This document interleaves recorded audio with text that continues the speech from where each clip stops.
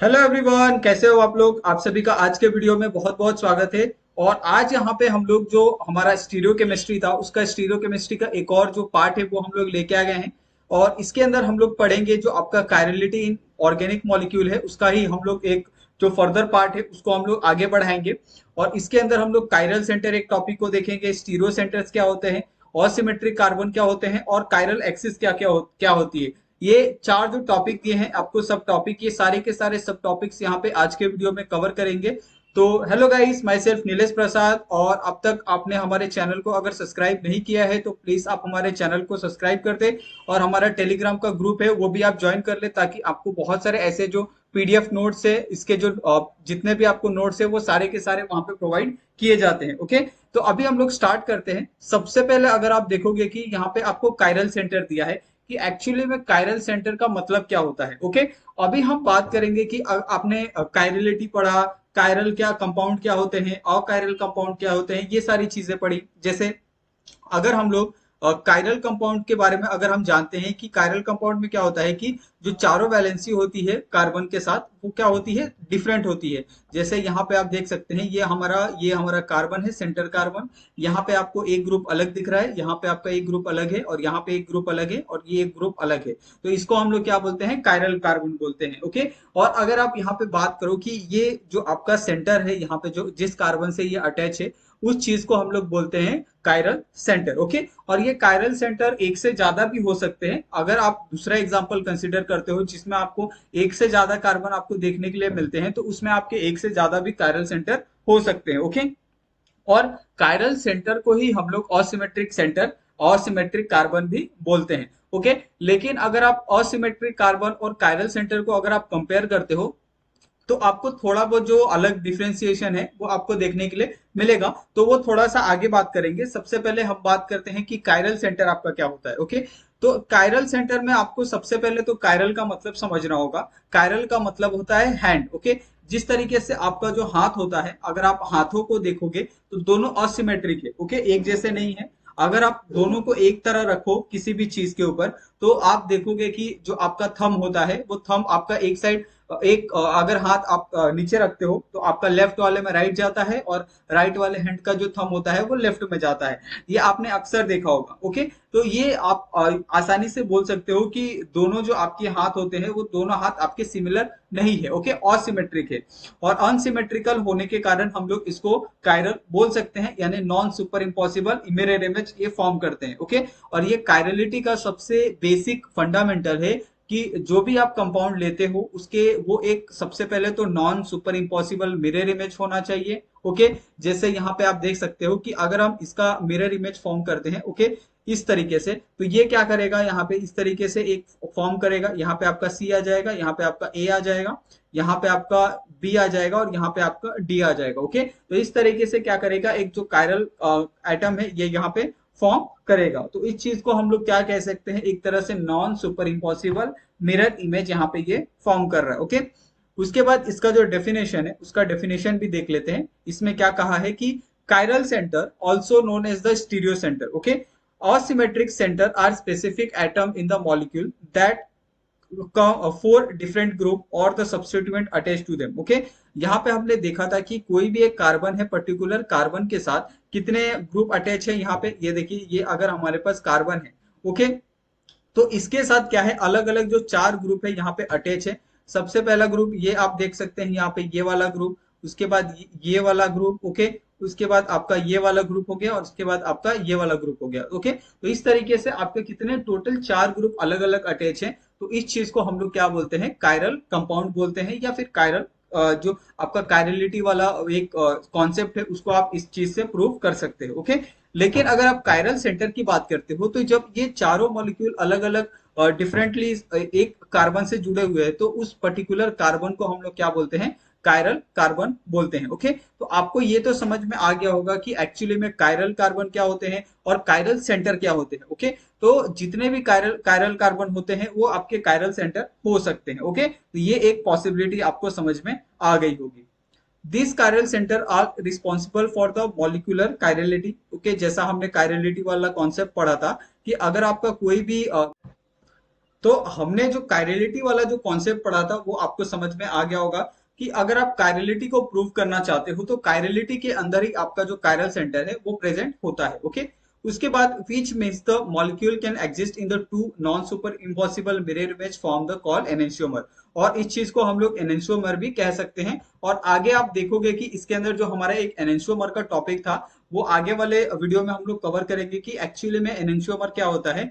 तो वो भी एक तरह के कायरल कार्बन ही होते हैं, लेकिन उसके अंदर एक से ज्यादा आपको कायरल कार्बन देखने के लिए मिलते हैं। ओके, तो वो चीज अलग है और ये चीज यहाँ पे आपको डिफरेंट है, तो दोनों में आप कंपैरिजन नहीं कर सकते। तो यहाँ पे हम लोग बेसिकली कायरल सेंटर के बारे में पढ़ रहे हैं, तो कायरल सेंटर अलग है। ओके, और एनेंशियोमर अलग है। कायरल सेंटर में आप देखोगे कि जितने भी कायरल मॉलिक्यूल होते हैं उसके अंदर कायरल सेंटर प्रेजेंट होते हैं, लेकिन जितने कायरल सेंटर होते हैं वो सारे के सारे एनेंशियोमर नहीं होते हैं। ओके, तो ये कॉन्सेप्ट को आपको थोड़ा सा समझना होगा, तो इसको हम लोग आगे वाले वीडियो में बहुत आराम से और बहुत अच्छे तरीके से इसको एक्सप्लेन करेंगे। ओके, उसके बाद यहाँ पे आप देखो कि आपको यहाँ पे अगर आप देखते हो यहाँ पे आपको कायरल का मीनिंग समझाया है। ओके, कायरल का मीनिंग क्या पे दिया है, चेयर दिया है। ओके, और अगर आप चेयर को देखते हो तो उसके अंदर क्या होता है, हैंड नहीं होता है। ओके, और हैंड नहीं होने के कारण वो दोनों क्या है, एक दूसरे से डिफरेंट है, और दोनों डिफरेंट होने के कारण हम इसको क्या बोलते हैं, असिमेट्रिकल मॉलिक्यूल बोलते हैं। और ऐसे ही जितने भी असिमेट्रिकल मॉलिक्यूल होते हैं वो सारे के सारे क्या होते हैं, आपके कायरल मॉलिक्यूल कहलाते हैं, और कायरल सेंटर उनके अंदर प्रेजेंट होता है। ओके, जैसे यहाँ पे आपको एक एग्जाम्पल दिया है। ओके, यहाँ पे आप एग्जाम्पल को ध्यान से देखिए। यहाँ पे आपका एक कार्बन है, इस कार्बन के साथ आपका ए ग्रुप है। ओके, बी ग्रुप है। यहाँ पे आप देखोगे कि वेज बॉन्ड पे यहाँ पे आपका एक सी ग्रुप है, और डैश डैश बॉन्ड पे आपका डी ग्रुप है। ये चारों क्या है, चार डायरेक्शन में आपके चार बॉन्ड है। जैसे सी जो कार्बन होती है, कार्बन की वैलेंसी कितनी होती है, चार होती है। ओके, और चारों क्या है, यहाँ पे अलग अलग डायरेक्शन में है। ये यहाँ पे आपको उसी तरीके से 3D में रिप्रेजेंट करके दिखाया है। ओके, और अगर चारों पे यहाँ पे आप देखोगे कि ए बी सी और डी, चारों पे चार अलग अलग मॉलिक्यूल है, इसके लिए ये क्या होगा, एक तो कायरल मॉलिक्यूल होगा, और यहाँ पे आपका एक सेंटर प्रेजेंट है जिसको हम लोग क्या बोलते हैं, कायरल सेंटर कहते हैं। ओके, तो आपको यहां तक तो बहुत अच्छे से समझ में आ गया होगा कि एक्चुअली में कायरल सेंटर होता क्या है। यहाँ पे आप देखोगे कि कुछ एग्जाम्पल हमने कंसिडर किए हैं, आपको सिर्फ बताना है कि ये एक्चुअली में कायरल सेंटर है या नहीं है। ओके, यहाँ पे आप देखो कि हम इसको एज अ क्वेश्चन लेते हैं। यहाँ पे आपका ये क्या है, एक सब कार्बन है। ओके, इस कार्बन के साथ आपका ये एक ग्रुप प्रेजेंट है, फ्लोरीन। दूसरा ग्रुप यहाँ पे आपका क्लोरीन है। तीसरा ग्रुप अगर आप देखते हो तो यहाँ पे आपका ब्रोमीन है, और यहाँ पे आपका जो चौथा ग्रुप है वो क्या है, आपका आयोडीन है।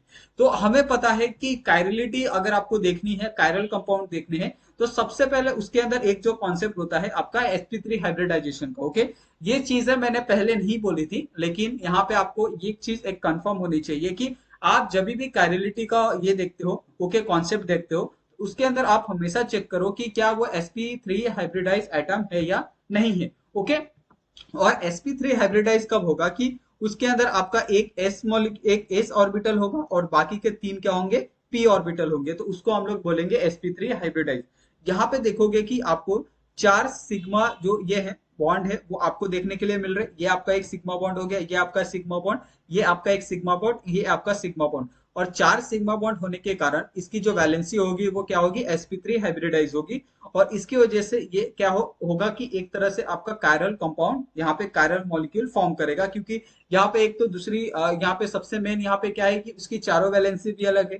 ओके, और वो सारे के सारे क्या है, all attach to the carbon atom. Okay, और सारे के सारे जो ग्रुप है वो डिफरेंट है। तो यहाँ पे दो पॉसिबिलिटी तो आपको समझ गई, और उस हिसाब से आप आसानी से बता सकते हो कि ये जो आपका पर्टिकुलर मॉलिक्यूल दिया है वो पर्टिकुलर मॉलिक्यूल क्या है, आपका कायरल सेंटर है, उसके अंदर प्रेजेंट है, और कायरल मॉलिक्यूल भी है। ओके, उसके बाद यहाँ पे हम क्या करेंगे, ये वाले मॉलिक्यूल को कंसीडर करते हैं। ओके, अगर आप इस मॉलिक्यूल को कंसीडर करोगे तो ये हम क्या करते हैं, इसको पहला वाला बॉन्ड कंसीडर करते हैं। ओके, उसके बाद इसको हम क्या करते हैं, दूसरा वाला बॉन्ड कंसीडर करते हैं।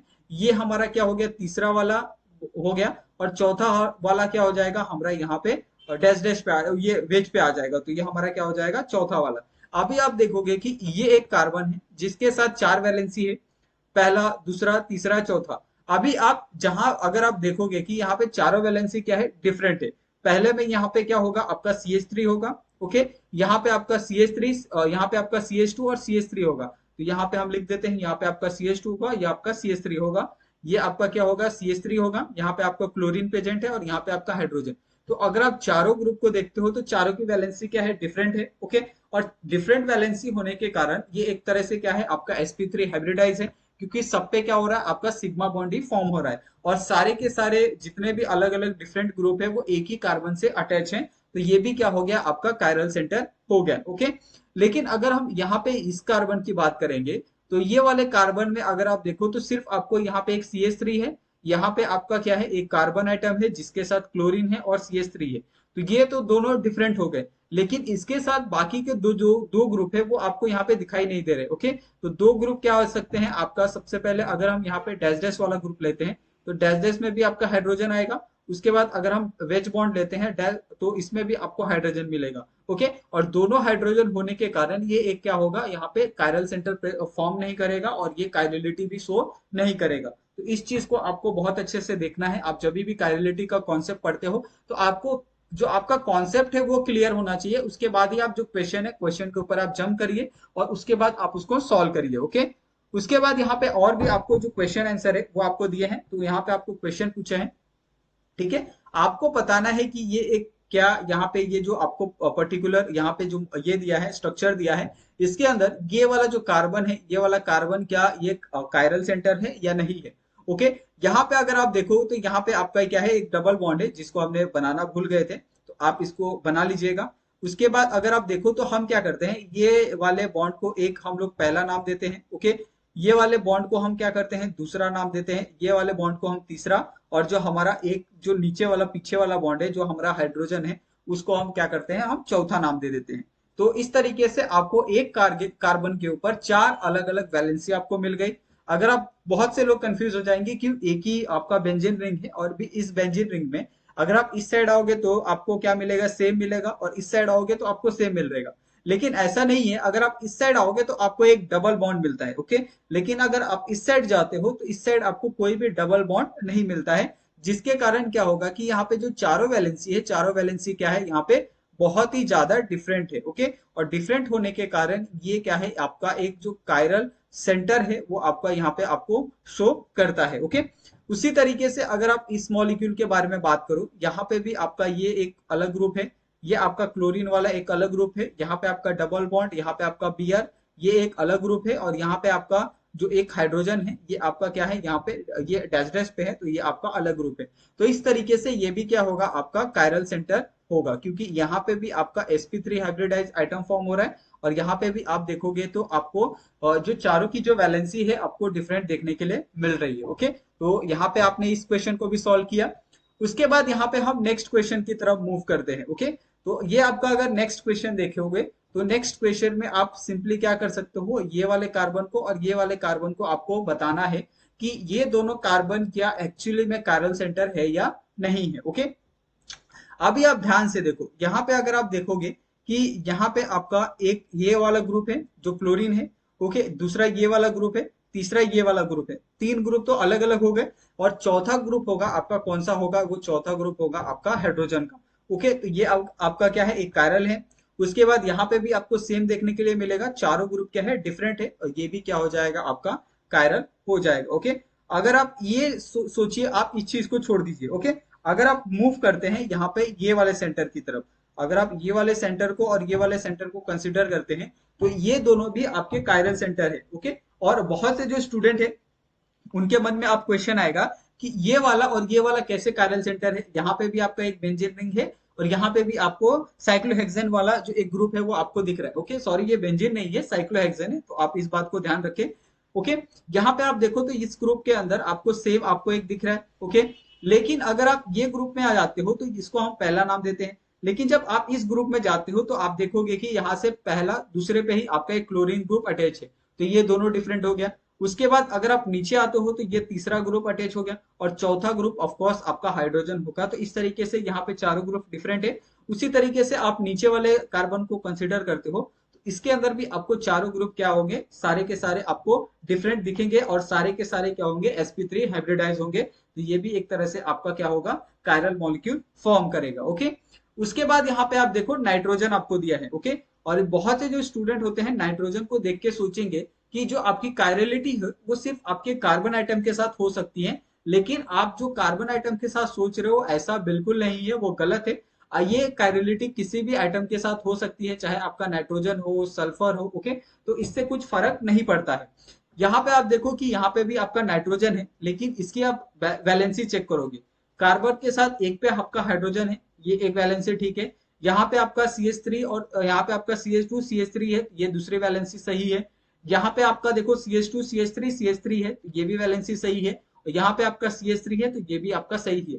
तो ये चारों के चारों ग्रुप क्या है, यहाँ पे डिफरेंट है। और डिफरेंट ग्रुप होने के कारण जो आपका नाइट्रोजन है, नाइट्रोजन क्या है आपका कायरल सेंटर है, ओके। तो ये आपको बहुत अच्छे से एक्सेप्ट करना होगा और आपको समझना होगा कि सिर्फ हम कार्बन के साथ ही ये प्रूफ नहीं कर सकते कि वो पर्टिकुलर जो भी आपको क्वेश्चन दिया है उस क्वेश्चन में आपका जो भी चीज है वो आपका कायरल सेंटर है या नहीं है। आपके कार्बन की जगह नाइट्रोजन हो सकता है, सल्फर भी हो सकता है, तो आप उस चीज के साथ आप क्वेश्चन को प्रैक्टिस कीजिए, ओके। उसके बाद यहाँ पे आप नेक्स्ट क्वेश्चन देखिए, नेक्स्ट क्वेश्चन में भी आपका नाइट्रोजन है, ओके। लेकिन अगर आप इस क्वेश्चन के बारे में हम आपसे पूछे कि क्या ये कायरल सेंटर है या फिर ये कायरल मॉलिक्यूल है, तो आप देखोगे कि यहाँ पे आपका एक हाइड्रोजन है, ये आपका फर्स्ट ग्रुप हम कंसिडर कर लेते हैं। यहाँ पे आपका दो हाइड्रोजन, दूसरा वाला ग्रुप हम इसको कंसिडर कर लेते हैं। तीसरा ग्रुप हमने इसको कंसिडर कर लिया, ओके, ये आप मान गए। लेकिन चौथे ग्रुप में आप देखोगे कि एक लोन पेयर है। और आप जब भी कोई भी अगर आप कायरलिटी का क्वेश्चन करते हो तो जहां पे भी आपको लोन पेयर आता है ना, आप सिर्फ आंख बंद करके लिख दो कि वो क्या है, एक तरह से अकायरल मॉलिक्यूल है। क्योंकि कार्बन यहाँ पे अगर लोन पेयर है तो लोन पेयर का मतलब होता है कि वो उसकी जो वैलेंसी है वेकेंट है, वो फिल नहीं कर सकती, ओके। तो इसके लिए यहाँ पे सिर्फ तीन आपको बॉन्ड देखने के लिए मिल रहे हैं, और तीन बॉन्ड का मतलब है कि वो जो पर्टिकुलर आपका एटम है, जो भी आपके ग्रुप है, वो आपका क्या है, एक अकायरल मॉलिक्यूल फॉर्म करते हैं, ओके। तो ये आपको समझ में आ गया होगा। उसके बाद अगर आप नेक्स्ट क्वेश्चन के ऊपर मूव करते हैं तो नेक्स्ट क्वेश्चन में हम क्या करते हैं, यहाँ पे ये वाले को लेते हैं, देन उसके बाद ये वाले को देखेंगे और यहाँ पे ये वाले को। तो यहाँ पे हमने तीन तो ये कर दिए, तीन कार्बन आइटम बना दिए हैं, ये वाला कार्बन, ये वाला कार्बन और ये वाला कार्बन। अब हम तीनों को देखेंगे कि तीनों क्या कायरल आइटम है, कायरल सेंटर है या नहीं है, ओके। यहाँ पे आपका एक ग्रुप आपका क्लोरीन है, इस चीज को हम एग्री करते हैं। यहाँ पे आपका CH3 है, इस चीज को एग्री करते हैं। यहाँ पे आपका एक टोटली डिफरेंट ग्रुप है, उस चीज को एग्री करते हैं। और यहाँ से आपका एक जो हाइड्रोजन है वो चीज आपका निकल जाएगा, तो ये कायरल हो गया। उसके बाद यहाँ पे आप देखो तो ये वाला ग्रुप, ये वाले ग्रुप में आपका ब्रोमीन एक ले लेते हैं। ये वाले ग्रुप में आप देखो तो आयोडीन है, तो ये आपका दूसरा ग्रुप हो जाएगा। इस ग्रुप में देखो तो आपका क्लोरीन है, तो दोनों आपके डिफरेंट है, तो ये आपका तीसरा हो जाएगा। और चौथा क्या हो जाएगा, आपका हाइड्रोजन हो जाएगा। तो इस तरीके से ये वाला भी आपका कायरल है। अगर ये वाला कायरल है तो ये वाला भी कायरल होगा, क्योंकि ये दोनों जो ऊपर वाले जो सब्स्टिट्यूएंट मॉलिक्यूल है वो दोनों क्या है, डिफरेंट है। इसके लिए हम इसको क्या बोल सकते हैं, ये भी आपका कायरल सेंटर है। तो इसके अंदर आपको कितने कायरल सेंटर प्रेजेंट दिखते हैं, आपको तीन कायरल सेंटर आपको यहाँ पे देखने के लिए मिलते हैं, ओके। उसके बाद हम मूव करेंगे आपके स्टीरियो सेंटर के ऊपर, ओके। तो यहाँ पे सबसे पहले तो आपको ये पता होना चाहिए कि stereo center also known as the stereogenic center और कायरल सेंटर। तो स्टीरियो सेंटर को हम लोग स्टीरियोजेनिक सेंटर भी बोलते हैं और कायरल सेंटर भी कहते हैं। तो अगर कायरल सेंटर है तो वो आपका क्या होगा, स्टीरियो सेंटर होगा। तो ये चीज आप कंफर्म कर ले, ठीक है। आपको इसके लिए हमने इस चीज को हाईलाइट करके रखा है, तो आप इसको एज अ नोट बना के यहाँ पे आप नोट लिखिए, डबल डॉट डालिए और आप इस लाइन को आप कॉपी पेस्ट कर दीजिए आपके बुक के अंदर, ताकि आपको ये चीज आपको हमेशा के लिए याद रहे। और उसको आप सर्कल बनाइए, उसके ऊपर फूल पत्ती आप बना दीजिए, ताकि आप वो पॉइंट जब भी देखोगे तब आपको स्टीरियो केमिस्ट्री के बारे में, स्टीरियो सेंटर के बारे में, कायरल सेंटर के बारे में आपका जो भी कंफ्यूजन है वो सारा का सारा दूर हो जाए, ओके। उसके बाद जो हमारा डेफिनेशन है, stereo centre deal with the three dimensional arrangement of atom in the molecule. जैसे हमने सबसे पहला वाला क्वेश्चन देखा था, ओके। सबसे पहला वाला अगर आप क्वेश्चन देखते हो तो ये हमारा क्या था, थ्री डायमेंशनल था, यानी 3D में था ये वाला क्वेश्चन, ओके। तो ये वाला क्वेश्चन क्या है, 3D में है। और ऐसे ही क्वेश्चन को हम लोग स्टडी करते हैं इसके अंदर, ओके, स्टीरियो सेट के अंदर, okay, in a molecule and the how it affect the properties and behaviour of that molecule, okay. Stereo center, also known as the stereogenic center or chiral center, are the specific atom within a molecule that give rise to the different stereo isomer when there the substituent are arranged in the different spatial orientation, okay। तो यहाँ पे अलग अलग orientation में अगर आप molecule को या फिर जितने भी उसके ऊपर ग्रुप है, अगर आप उनको अलग अलग अरेंजमेंट करते हो तो आपको क्या होगा कि जो डिफरेंट स्टीरियोमर है वो आपको देखने के लिए मिलेगा। ओके, तो आप इस चीज को भी यहाँ पे समझ में आ गया होगा।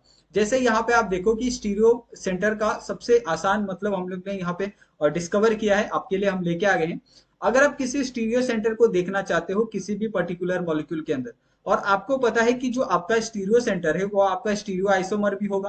ओके, और अगर आप स्टीरियो आइसोमर को देख रहे हो तो उसके अंदर आपकी ऑप्टिकल आयोनाइजेशन भी, ऑप्टिकल एक्टिविटी भी देखने के लिए मिलेगी, और साथ में जो ज्योमेट्रिकल आयोनाइजेशन है वो भी आपको देखने के लिए मिलेगा। तो ये दो चीजें तो आपको कंफर्म हो गई। ओके, उसके बाद अगर वो कायरल सेंटर है, ओके, और ये ज्योमेट्रिकल सेंटर है, अगर दो चीजें उसके अंदर प्रेजेंट है तो वो क्या होगा, आप दोनों का एडिशन आप ले सकते हो, जो आपका स्टीरियो आइसोमर है उसको कंसिडर कर सकते हो। हम यहाँ पे क्या करेंगे, कुछ एग्जाम्पल को कंसिडर करेंगे ताकि आपके जो भी स्टीरियो सेंटर है वो आपके दिमाग में क्लियर हो जाए कि कौन कौन से स्टीरियो सेंटर हो सकते हैं। तो सबसे पहले यहाँ पे हमने एक नॉर्मल मॉलिक्यूल लिया है जिसके अंदर आप देखोगे कि ये कायरल सेंटर है, और कायरल सेंटर क्या होता है, आपका स्टीरियो सेंटर होता है।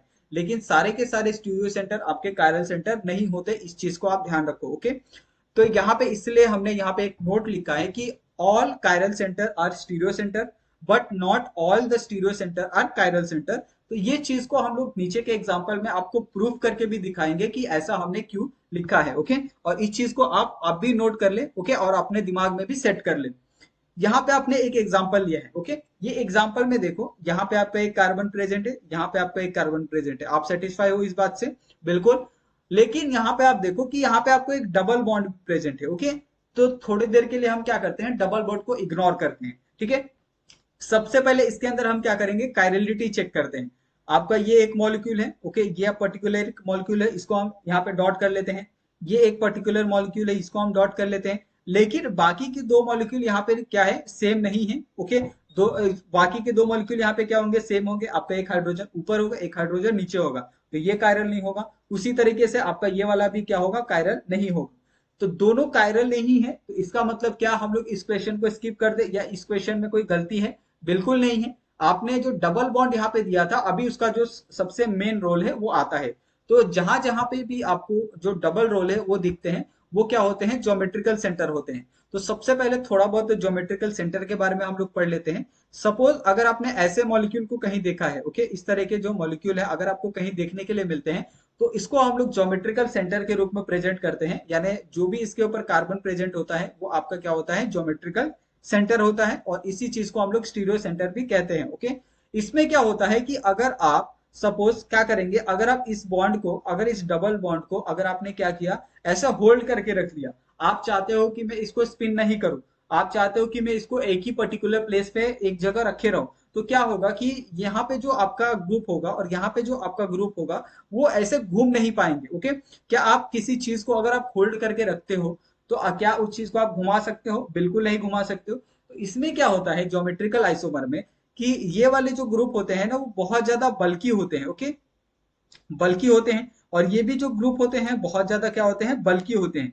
तो बल्की ग्रुप होने के कारण क्या होता है कि ये जो बीच वाला जो आपका डबल बॉन्ड है वो एज इट इज रहता है। लेकिन ये बल्की ग्रुप क्या होते हैं, दूसरे से रिएक्शन करके, दूसरे यहाँ पे मॉलिक्यूल से रिएक्ट करके ये दोनों क्या करते हैं, अपनी पोजीशन को चेंज कर लेते हैं। और यही सारी चीजें आपको ज्योमेट्रिकल सेंटर के अंदर, ज्योमेट्रिकल आइसोमेरिज्म के अंदर आपको देखने के लिए मिलेगी। तो वो वाला टॉपिक भी हम लोग बहुत ही अच्छे से कवर करेंगे। सारे के सारे उसके अंदर जो प्रॉब्लम है ज्योमेट्रिकल आइसोमर की और ज्योमेट्रिकल सेंटर की, उसको भी हम लोग कवर करेंगे। तो ये तो आपको पता चल गया होगा कि ज्योमेट्रिकल सेंटर आपको किस तरीके से ढूंढना है। आप क्वेश्चन देखो, क्वेश्चन में अगर आपको पूछा जाए कि कितने उसके अंदर आपको स्टीरियो सेंटर दिख रहे हैं, तो अगर आपको उसके अंदर कोई कायरल सेंटर नहीं दिख रहा है तो आप उसके बाद जंप करो आपका ज्योमेट्रिकल सेंटर के ऊपर। तो यहाँ पे कितने आपको ज्योमेट्रिकल सेंटर दिख रहे हैं? दो ज्योमेट्रिकल सेंटर आपको देखने के लिए मिल रहे हैं। तो दो geometrical center is equal to आपका दो स्टीरियो सेंटर। ओके, तो ये आपको समझ में आ गया। उसके बाद नेक्स्ट यहाँ पे भी आप देखो, तो ये आप ये वाला क्वेश्चन में आप देखोगे कि ये वाला आपका क्या है, कायरल सेंटर है। यहाँ पे आपको क्या है, अलग अलग ग्रुप है। ये आपका CH3 है, यहाँ पे आपका क्लोरीन है, और ये आपका पूरा एक ग्रुप क्या है, एक डिफरेंट है। और चौथा आपका क्या होगा, यहाँ पे हाइड्रोजन होगा। तो इस तरीके से ये वाला तो कायरल हो गया। लेकिन यहाँ पे अगर आप ये वाला दोनों ग्रुप देखते हो, ये वाला ग्रुप क्या है, कायरल नहीं है, क्योंकि यहाँ पे आपकी सिर्फ दो ही बॉन्ड है, और दो क्या है, आपके हाइड्रोजन है। यहाँ पे भी आपको एक बॉन्ड है, डबल बॉन्ड, और दो हाइड्रोजन है। तो ऐसे मॉलिक्यूल को हम लोग क्या बोलते हैं, स्टीरियो ज्योमेट्रिकल सेंटर।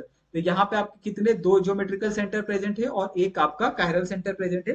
तो टोटल आपके कितने हो गए, 3 स्टीरियो सेंटर आपको यहाँ पे देखने के लिए मिल रहे हैं। ओके, उसके बाद नेक्स्ट क्वेश्चन में भी आप देखो तो यहाँ पे हमने ये वाला कार्बन, ये वाला कार्बन, ये वाला कार्बन और ये वाला कार्बन कंसिडर किया है। ओके, ये वाले कार्बन और ये वाले कार्बन में आप देखो तो ये दोनों जो कार्बन है आपके क्या है, स्टीरियो। और यहाँ पे आपको ये वाले जो दोनों कार्बन है आपको कायरल सेंटर देखने के लिए मिल रहा है, क्योंकि ये जो वैलेंसी है अलग है, डिफरेंट है, ये जो आपकी ग्रुप है वो डिफरेंट है, और ये वाला ग्रुप क्या है आपका टोटली डिफरेंट है। और चौथा वाला ग्रुप क्या हो सकता है आपका, हाइड्रोजन। ओके, उसी तरीके से सेम आपका इसमें भी आपको वही करना है, जहां पे आपके 3 ग्रुप आपके डिफरेंट है और चौथा वाला क्या हो जाएगा आपका हाइड्रोजन हो जाएगा। ओके, ये दोनों क्या होंगे आपके, 2 कायरल सेंटर हो गए।